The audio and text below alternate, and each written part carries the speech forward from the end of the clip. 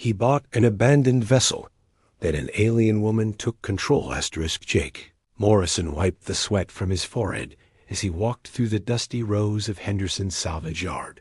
The Arizona sun blazed overhead, turning every piece of scrap metal into a miniature furnace. Jake owned a small repair shop in town, fixing everything from broken toasters to vintage motorcycles. He had a gift for bringing dead machines back to life. But today he was hunting for something special. Old man Henderson shuffled over, his weathered face creased with curiosity. Looking for anything particular, Jake? Something different, Jake replied, scanning the endless maze of rusted cars and forgotten appliances. Something that tells a story. Henderson chuckled and pointed toward the far corner of the yard. Well, there's that thing over there. Been sitting in my lot for 15 years. Found it half buried in the desert after a bad storm. Nobody knows what it is. Looks like some kind of experimental aircraft, but the military says it ain't theirs. Jake followed Henderson's gaze and felt his breath catch. Partially hidden beneath a tarp and covered in desert sand sat something that definitely didn't belong in any earthly junkyard.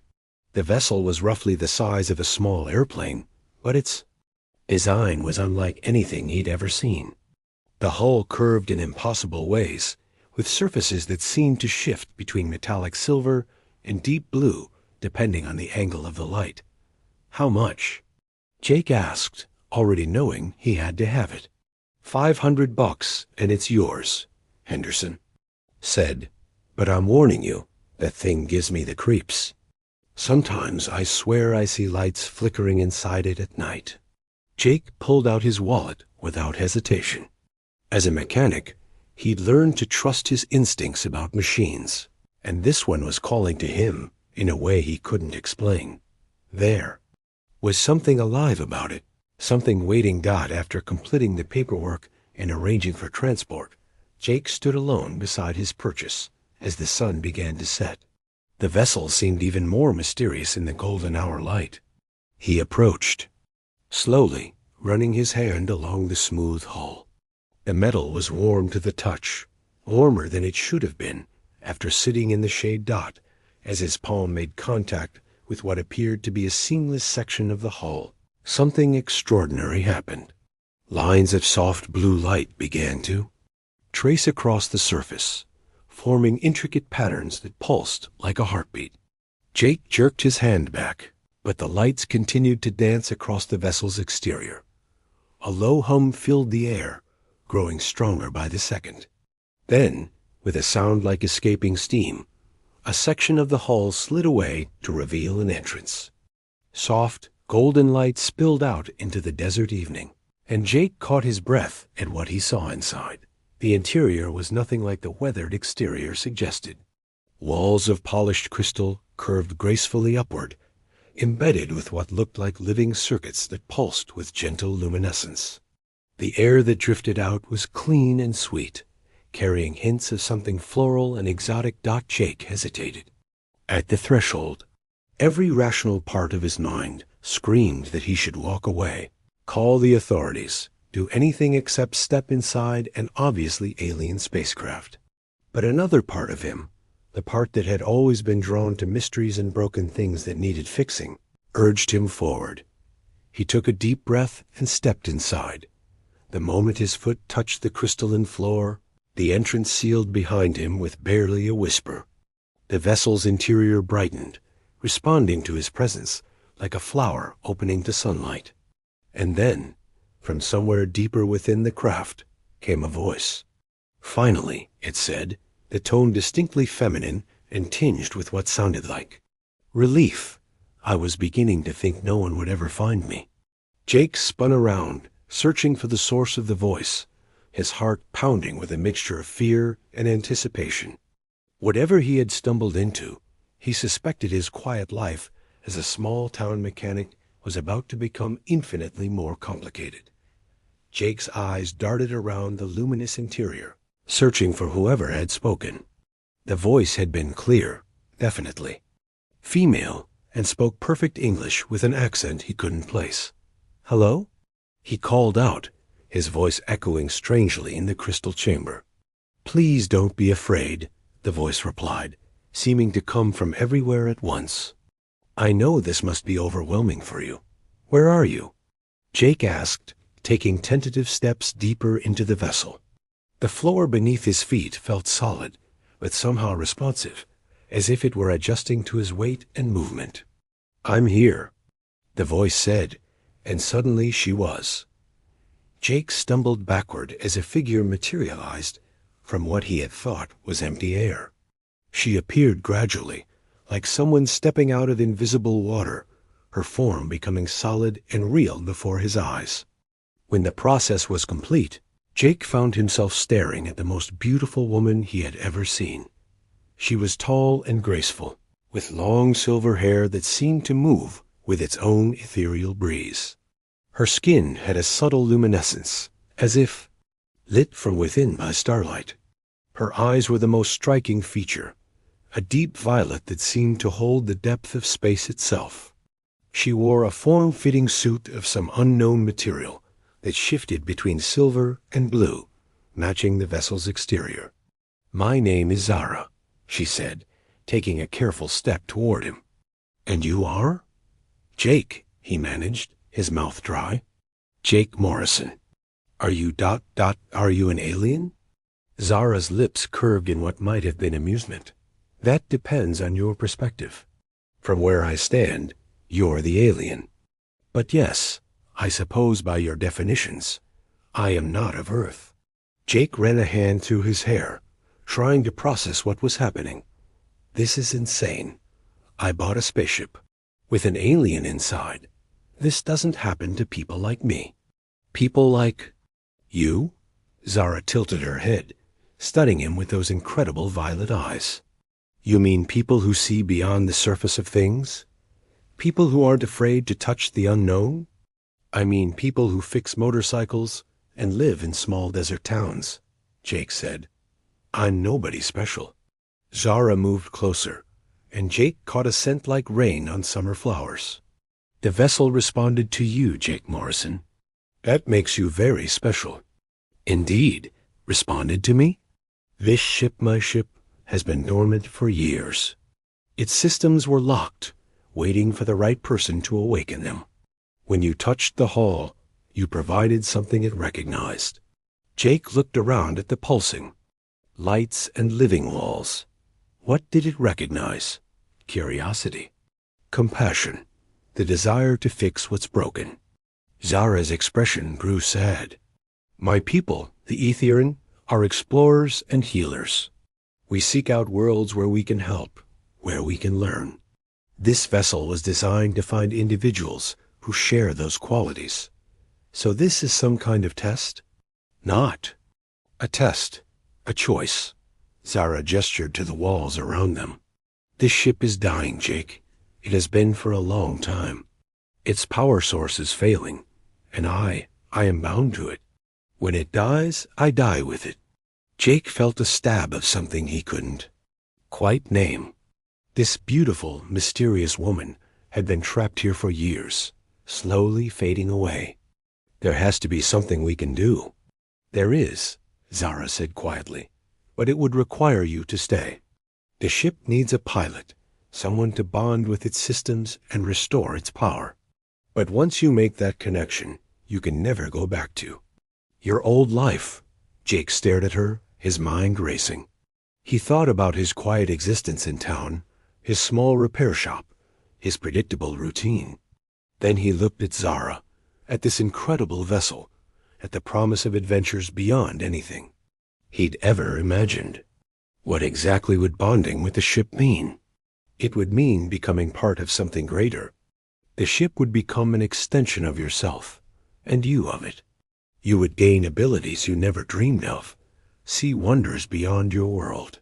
But you would also inherit the ship's mission, its responsibility to help others.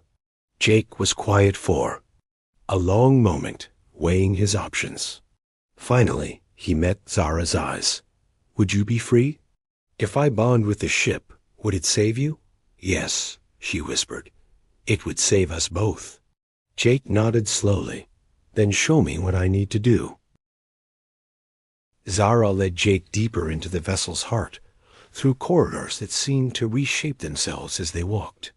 The walls pulsed with increasingly bright patterns, as if the ship itself was growing excited about what was to come. The bonding chamber is just ahead, Zara explained, her hand lightly touching his arm. The contact sent a strange tingling sensation through Jake's skin. I should warn you, the process can be ... intense. You'll experience memories that aren't your own, feel sensations from across the galaxy. They entered a circular room dominated by a pillar of pure crystal that stretched from floor to ceiling. The crystal pulsed with internal light, and Jake could swear he heard something like a heartbeat echoing from within it. This is the ship's core consciousness, Zara said. Every Aetherian vessel has one. It's part computer, part living entity. When you bond with it, you become its partner, not its master. Jake approached the crystal pillar slowly. Up close, he could see swirling patterns of light moving through its depths like captured lightning. What do I need to do? Place both hands on the crystal and open your mind. Don't fight what you experience. Just let it flow through you. Jake hesitated, looking back at Zara. She was watching him with an expression of hope mixed with worry. What if something goes wrong? What if I'm not the right person after all? Zara stepped closer, placing her hand over his. The ship chose you, Jake. Trust in that. Trust in yourself. Taking a deep breath, Jake pressed his palms against the crystal surface. The moment his skin made contact, the world exploded into sensation-images. Flooded his mind. Vast cities floating among the stars. Beings of light dancing through cosmic winds. Planets covered in crystalline forests that sang in harmony. He felt the joy of discovery, the satisfaction of healing a dying world, the deep connection between pilot and ship that transcended mere partnership. But there was sadness too.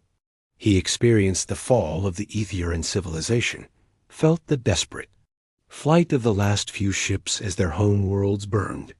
He understood Zara's pain, her years of loneliness, as she waited for someone who might never come. The crystal grew brighter, and Jake felt something fundamental shift inside him. His consciousness expanded, touching the ship's systems, feeling its needs and desires as if they were his own. Power flowed through him, but it wasn't the harsh energy of human technology. This was something organic, alive, responsive to emotion and intent. When the light faded and Jake opened his eyes, everything had changed. He could feel the ship around him like an extension of his own body. He knew its history, its capabilities, its dreams. And looking at Zara, he could see her more clearly than ever before. How do you feel? She asked, studying his face intently. Jake flexed his fingers, marveling at the new sensations flowing through him. Different, connected, like I've been asleep my whole life and just woke up. He paused, looking at her with new understanding. I can feel what you've been through. The loneliness, the fear that you'd never be free. Tears glistened in Zara's violet eyes. And now? Now we're both free, Jake said, reaching out to take her hand. The ship is healing. I can feel its systems coming back online, its power source regenerating. Around them, the vessel hummed with renewed vitality. Lights that had been dim blazed with fresh energy, and Jake could sense systems throughout the ship awakening from their long slumber. There's something else, Zara said softly. The bond works both ways. You've taken on the ship's consciousness, but you've also shared your own humanity with it. That's something new, something the Aetherians never experienced.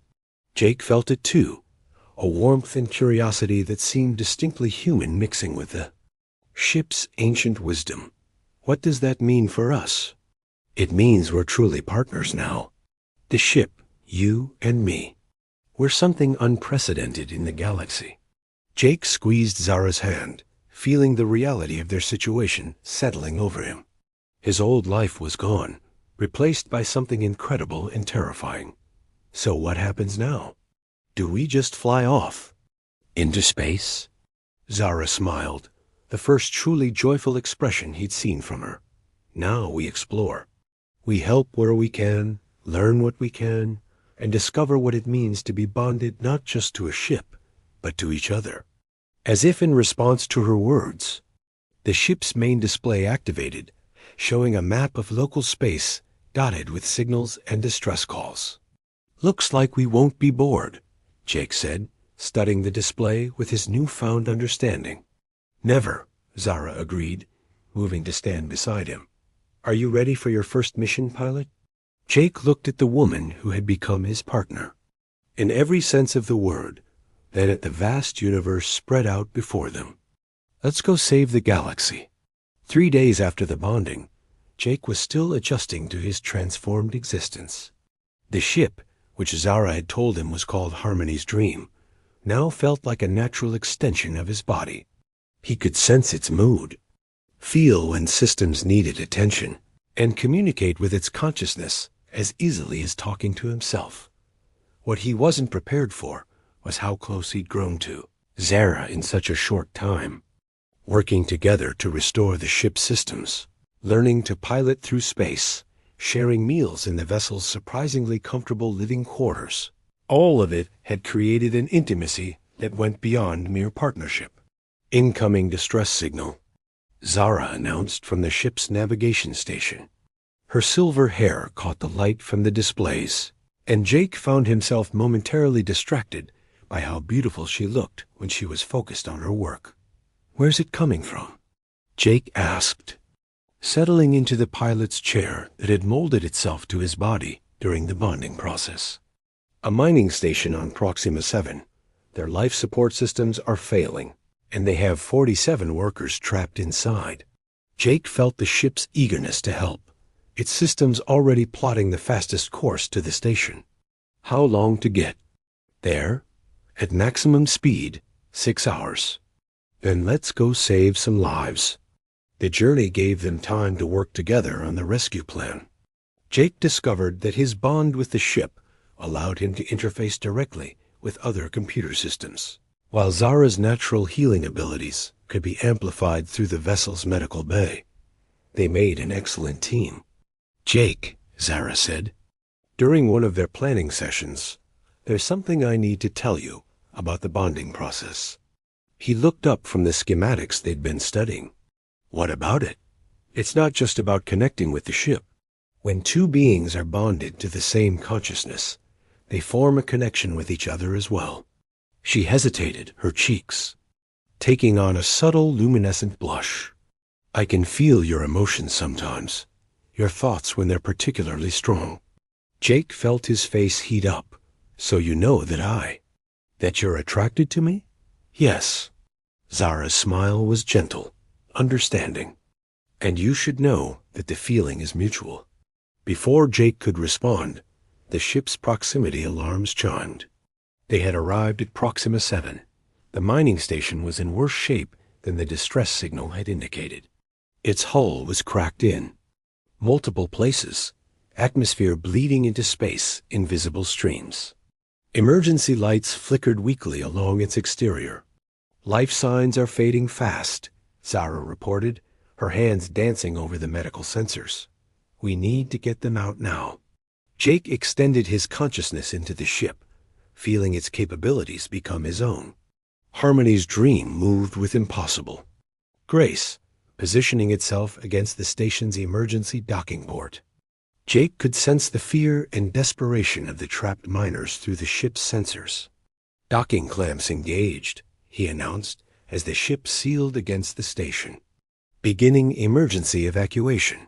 What followed was the most intense 2 hours of Jake's life. Working together, he and Zara managed to evacuate all 47 miners, using the ship's expanded medical bay to treat those suffering from oxygen deprivation and radiation exposure. Jake found himself drawing on knowledge he'd never learned, understanding complex medical procedures through his bond with the ship and Zara Dot as the last miner was stabilized, and they departed for the nearest medical facility. Jake collapsed into his chair, exhausted but exhilarated. That was incredible, he breathed. I've never felt so capable. Zara moved to stand behind his chair, her hands settling on his shoulders. You were amazing. The way you interfaced with the station systems, got those blast doors open when? They were completely fused. I've never seen anything like it. Jake leaned back into her touch, feeling the warmth of her hands through his shirt. We did it together, all of us, you, me, the ship. The ship has a name for what we've become, Zara said softly. In the old Etherian language, it translates roughly to 3 hearts, 1 purpose. Jake turned in his chair to face her, seeing something new in her violet eyes. Zara, what we're doing here, this life we're building together. It's not just about the missions, is it? She cupped his face in her hands, her skin warm and slightly luminescent. No, it's not. Jake, in all my travels across the galaxy, I've never met anyone like you. The ship didn't just choose you as a pilot. It chose you for me. When they kissed, Jake felt the ship's consciousness touch both of their minds, sharing their joy and creating a bond deeper than either had imagined possible.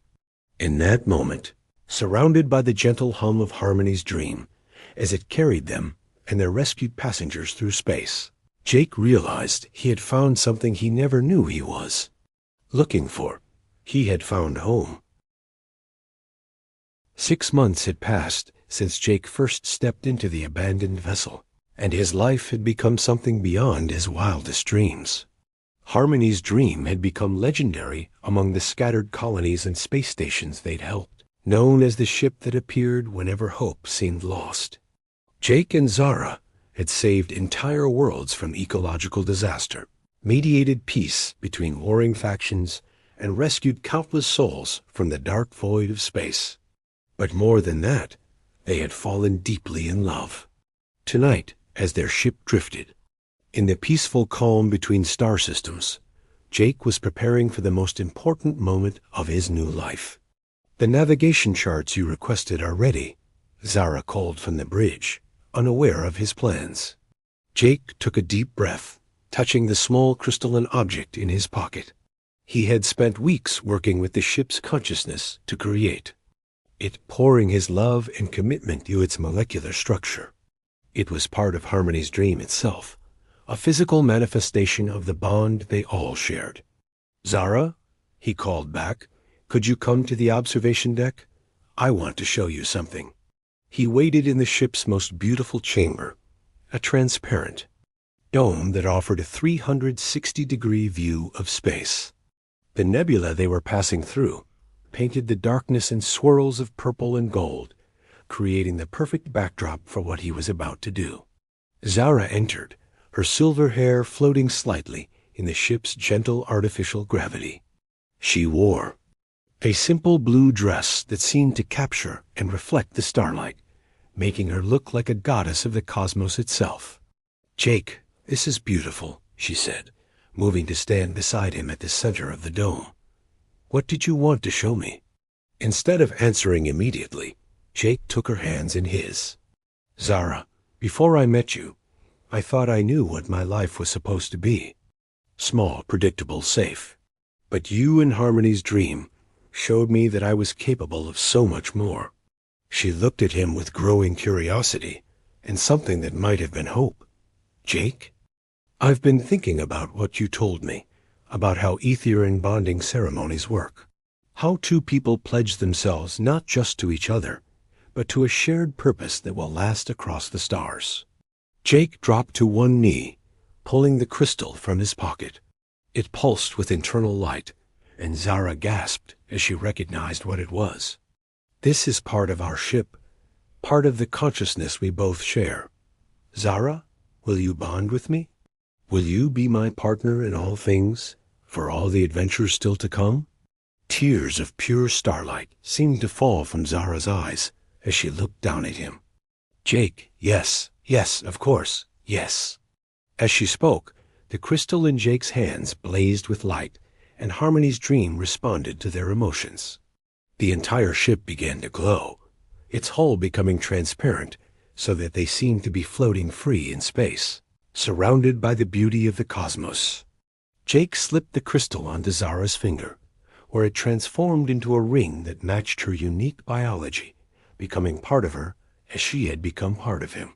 The moment it was complete, all three consciousnesses, Jake's, Zara's, and the ship's, merged into perfect harmony. "I love you," Jake whispered, standing to take her in his arms. "I love you too," Zara replied, and their kiss was witnessed by 1,000,000,000 stars. Around them, Harmony's dream hummed with contentment, its mission fulfilled in ways its creators had never imagined. It had found not just a pilot, but a family. As they held each other in the heart of space, Jake marveled at the journey that had brought him here. A simple trip to a junkyard had led to the love of his life and a purpose beyond anything he could have dreamed. "So what's next?" Zara asked, resting her head against his chest. Jake smiled, feeling the ship's sensors detecting new signals, new calls for help from across the galaxy. "Next, we do what we do best. We help people, we explore the unknown, and we do it together." "Forever?" "Forever and a day," Jake promised, as Harmony's dream turned toward their next adventure, carrying the greatest love story the galaxy had ever known into the infinite possibilities of tomorrow. In the distance, Earth was just a small blue dot, but Jake felt no homesickness. His home wasn't a planet anymore. His home was here, in the arms of the woman he loved, aboard a ship that had chosen them both for something extraordinary. The universe was vast and full of wonders, and they had eternity to explore it all. The end